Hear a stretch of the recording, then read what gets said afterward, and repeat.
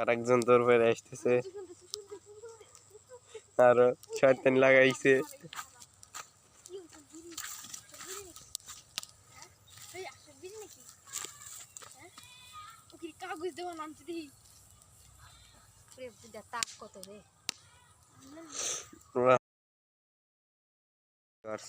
এবার আমরা নাড়া কাটা হয়ে গেছে, আগুন ধরিয়ে দিলাম।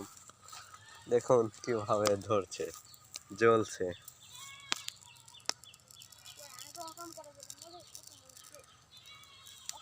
দেখুন ও অকাম করার জন্য পথ খুঁজছে।